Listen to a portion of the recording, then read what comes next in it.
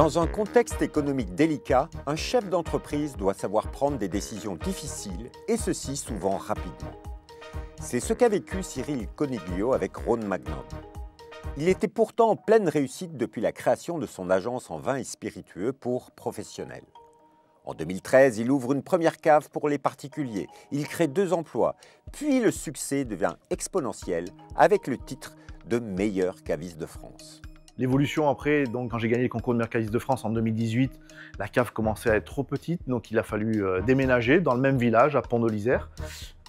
On a triplé la surface et bien sûr triplé également les références, mais c'était déjà joli, hein, une belle progression. Et puis on a décidé, merci peut-être la période de pandémie, où les cavistes étaient restés ouverts, on était commerce essentiel.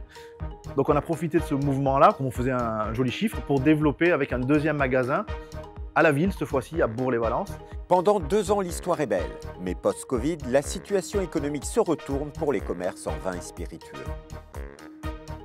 Puis après le confinement, on a quand même une baisse de la consommation. Et là, le chiffre d'affaires du premier magasin a commencé à baisser. Donc il a fallu faire un choix. Un choix, mais lequel? Il fallait faire face à des difficultés de trésorerie et faire des choix stratégiques. Sa première décision a été de changer rapidement de conseiller d'entreprise. Mon conseiller d'entreprise, je l'ai rencontré dans un réseau d'entrepreneurs. Et c'est vrai que là, on lit des relations très particulières parce qu'on apprend à se connaître et on ne triche pas. Déjà, on a eu beaucoup de rendez-vous ensemble, même en plus en 1 mois qu'en 10 ans avec l'ancien cabinet. En tant qu'entrepreneur, il faut s'y connaître également en comptabilité. Mais là, on avait les explications, on avait des mots sur des choses qu'on ne comprenait pas. Et ça a été d'une grande aide. Ça a rassuré les banques et c'est là qu'on remercie le conseiller. Un conseiller qui a rassuré les banques, réalisé un état des lieux et qui a accompagné M.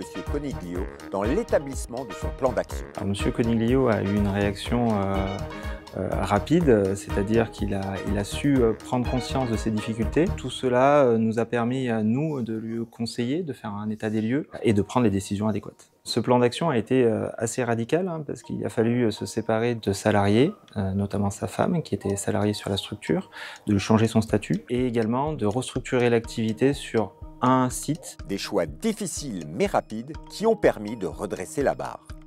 On a une forte progression du chiffre d'affaires. On est aux alentours de 48% de mémoire. On revient sur des capitaux propres positifs, donc il y a un bon signal pour les banques, mais également pour l'avenir de cette structure.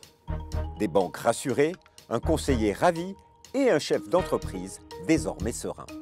À titre personnel, ça a été effectivement très compliqué et vraiment des phases de doute, des nuits à très peu dormir. Moi, ce que je peux conseiller, c'est d'être réactif très vite, d'être bien entouré, de ne pas avoir peur de faire les bons choix. Depuis qu'on a pris ces décisions, voilà, les jours sont plus sereins, les nuits sont plus sereines et aujourd'hui, donc, un développement qui est vraiment visible sur cette entreprise qu'on a gardée à Bourg-les-Valences.